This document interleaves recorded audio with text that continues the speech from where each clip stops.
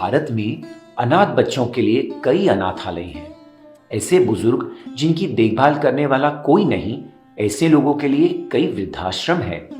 मानसिक रूप से बीमार या नशे की लत वाले लोगों के लिए पुनर्वास केंद्र भी हैं। लेकिन जो सड़क पर बेघर लोग हैं, मानसिक रूप से विकलांग हैं, बीमार हैं, जिनकी स्थिति इतनी गंभीर है कि कोई उनके पास जाने को तैयार नहीं है क्योंकि उनसे दुर्गंध आती है, ऐसे बेघर लोगों के लिए क्या, ऐसे लोगों के लिए कुछ करना चाहिए। ऐसा विचार महाराष्ट्र के सातारा जिले के फलटण तालुका में धवल नामक एक छोटे से गांव में रहती एक करुणा मूर्ति समान बुजुर्ग महिला वंचला मल्हारी लोखंडे को आया। उन्होंने अपने बेटे किशन लोखंडे को इस विचार के बारे में बताया। 17 साल देश सेवा किया है।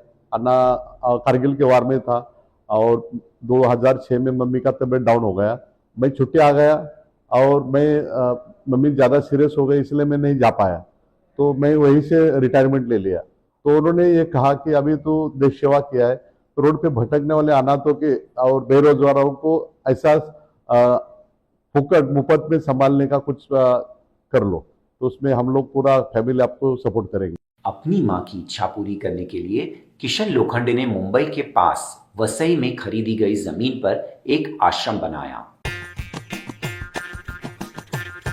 जिसका नाम उन्होंने मराठा लाइफ फाउंडेशन रखा। आश्रम में आसपास के क्षेत्रों के बेघर पीड़ितों को आश्रय देते हैं। इस शुभ कार्य में लोगों का भरपूर सहयोग मिल रहा है। कोई वहां आकर सेवा देता है तो कोई अन्न, वस्त्र आदि दान करता है। पुलिस की मदद से आश्रम में स्वयंसेवक और लोखंडे साहब पीड़ितों को एम्बुलेंस में आश्रम लाते हैं।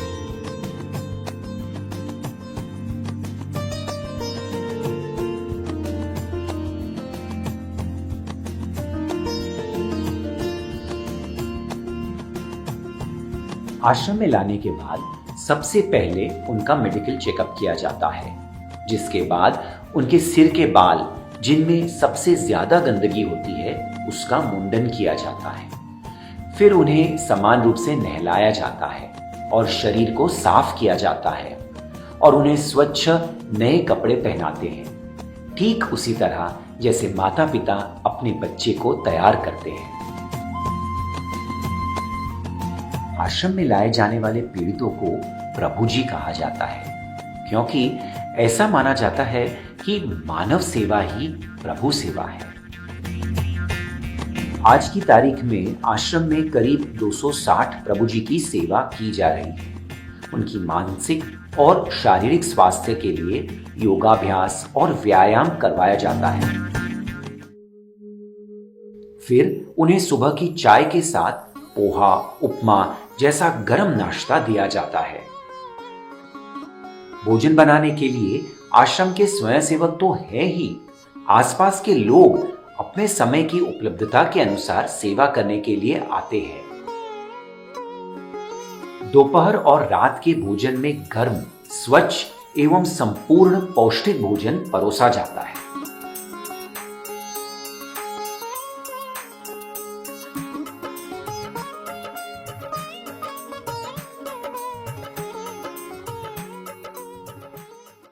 आश्रम के प्रत्येक निवासी की नियमित चिकित्सा जांच की जाती है। इसके लिए एक प्रशिक्षित नर्स की 24 घंटे उपस्थिति रहती है। मेरा नाम है नंदिनी नगरकर, मैं स्टाफ नर्स हूँ। कोई पेशेंट लूज मोशन का है या कोई खाना नहीं खाते, उनको सलाइन लगाना, कोई एक दूसरे को मारपीट करते, मेंटली पेशेंट है उनको स्टिच लगाना, उसके बाद में कभी इमरजेंसी कोई केस आया उसको हैंडल करना, या कोई फिट का पेशेंट है, जो भी है। अब यहाँ पे जितने पेशेंट है सबकी भी सेवा करती हूँ और ऐसी सेवा करते रहूंगी। जरूरत पड़ने पर डॉक्टर को बुलाया जाता है और कभी कभी मरीज को अस्पताल भी ले जाया जाता है। आश्रम में कई अनाथ कुंवारी लड़कियां हैं, तो उनके भविष्य का क्या? आश्रम के ही बुद्धिमान अनाथ लड़के जो पारिवारिक उत्तरदायित्व लेने के लिए तैयार हैं, उनके साथ ऐसी लड़कियों का विवाह आश्रम में ही करवाते हैं। आज 48 शादी किया, अनाथ लड़का अनाथ लड़की, और कुछ ऐसे है कि वो अच्छा घर में है लड़की। और अभी हमारे के यहाँ 10 लड़कों को बच्चे भी हो रखे। आश्रम में 2-2 3-3 साल के बच्चे हैं और 5 साल के 8 साल के हैं, वो स्कूल में भी जाने लगे। आश्रम में कई बच्चे भी हैं। उनका और आश्रम के आसपास के इलाके में रहने वाले बच्चों के भविष्य का क्या होगा, यह सवाल लोखंडे साहब की मां के मन में आया। तो मम्मी की इच्छा थी कि एक अपना ही स्कूल हो जाए, इसलिए वंचला भाई मम्मी के नाम से गुरुकुल चालू किया। मेरा नाम सुनीता राणे है। मैं वंचलाबाई गुरुकुलम की टीचर हूँ। हमारे स्कूल में आजू बाजू के आदिवासी के बच्चे आते हैं तथा मराठा लाइफ फाउंडेशन के भी बच्चे हैं। नमस्ते, मेरा नाम पूनम मोरे है। मैं टीचर हूँ। बच्चों को हम लोग कल्चर एक्टिविटी सिखाते हैं, पढ़ाई भी सिखाते हैं, प्लस हम लोग दुनिया में क्या हो रहा है क्या नहीं हो रहा है उसकी भी हम खबर देते हैं। आश्रम में प्रभु जी के साथ विभिन्न त्योहार मनाए जाते हैं, जिससे उन्हें बहुत आनंद और खुशी मिलती है और उनका मन प्रसन्न रहता है।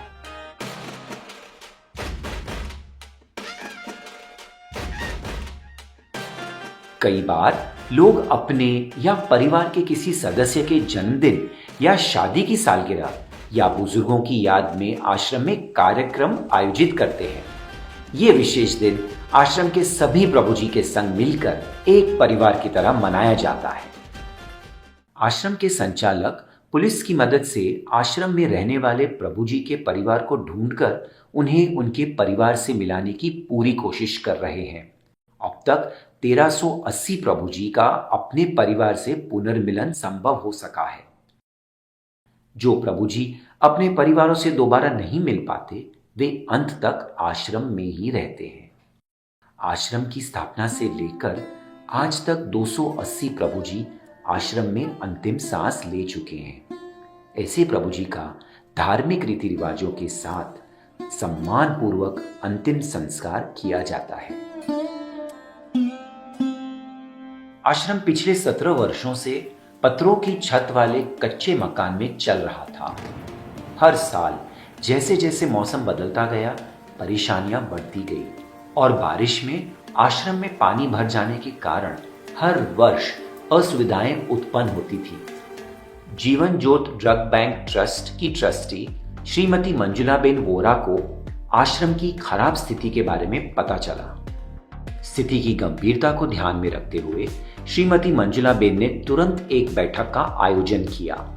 इस बैठक में मंजुलाबेन ने सभी को आश्रम की खराब हालत के बारे में बताया और कंक्रीट बिल्डिंग की जरूरत के बारे में बात की। सेवाभावी लोगों का समर्थन और मंजुलाबेन की मेहनत रंग लाई और अच्छी खासी रकम जमा हो गई। किशन लोखंडे ने हमें जगह दिया। उसकी माँ की उम्र 105 साल की थी। उसने 10 साल से आश्रम चलाया था और उसकी एक इच्छा थी कि आश्रम वासी के लिए छोटा सा मकान बने। तो उसको मैंने वचन दिया कि मैं आपका आश्रम पक्का मकान बना के दे दूंगी और बहुत ही अच्छा मकान बनेगा, आपका विजन बहुत अच्छा है। धीरे धीरे एक नए भवन की योजना और निर्माण की प्रक्रिया शुरू हुई और देखते ही देखते एक भव्य भवन का निर्माण हुआ, जिसका नाम सर्वमंगल निकेतन रखा गया है। आधुनिक सुविधाओं से युक्त एक सुंदर, स्वच्छ एवं मजबूत भवन तैयार कर उसमें सभी आवश्यक वस्तुओं सहित एक नया आशियाना आश्रम के प्रभु जी को अर्पित किया जाएगा। प्रभु जी के भोजन के लिए एक स्वच्छ डाइनिंग हॉल और रसोई स्थापित की गई है। यहां इस्कॉन द्वारा संचालित अन्न मित्र फाउंडेशन के स्वयंसेवक स्वादिष्ट और पौष्टिक भोजन तैयार करेंगे।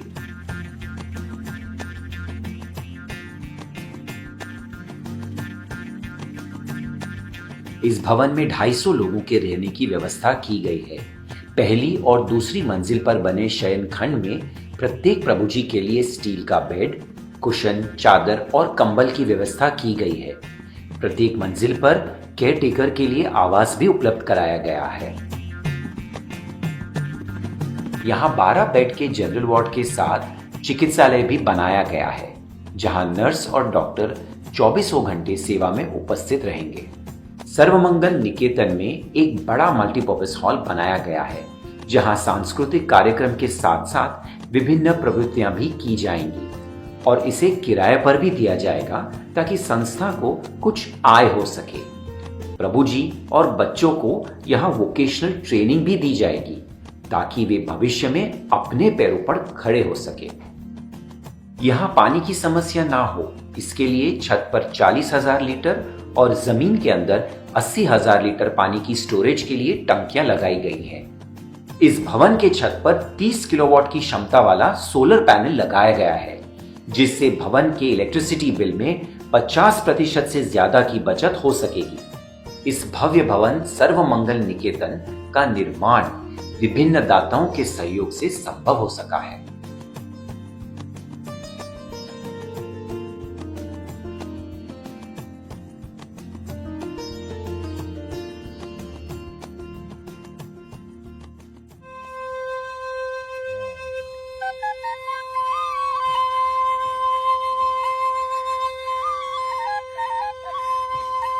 करुणामूर्ति श्रीमती वंचला मल्हारी लोखंडे के सपने को उनके बेटे किशन लोखंडे ने साकार किया। अब मंजुलाबेन वोरा और महानुभावों के सहयोग से यह सेवा कार्य बड़े पैमाने पर आगे बढ़ रहा है। इसलिए आपका सहयोग आवश्यक है। आप सभी से यह निवेदन है कि आप अपने तन मन धन से यथाशक्ति सर्वमंगल निकेतन से जुड़े।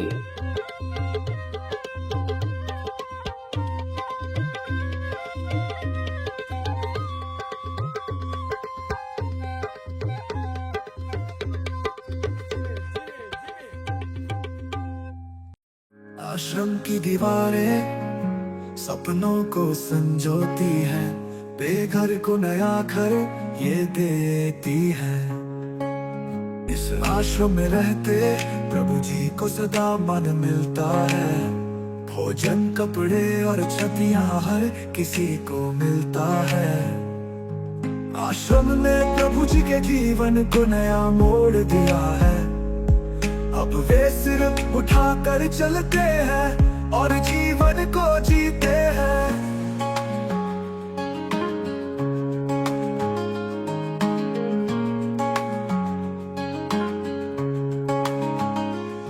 सर्वमंगल निकेतन में आप आइए, प्रभु जी के साथ त्योहार मनाइए, मराठा लाइफ फाउंडेशन के साथ जुड़ जाइए। मानवता की सेवा में आप भी जीवन ज्योत जलाइए, आपका एक कदम किसी की जिंदगी बदल सकता है।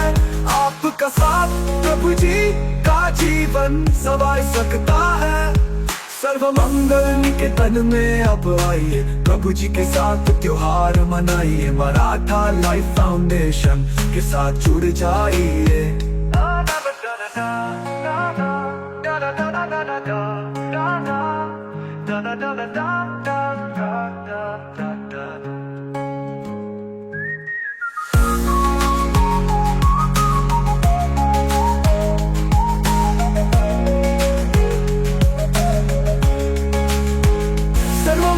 निकेतन में आप आइए, प्रभु जी के साथ त्योहार मनाइए,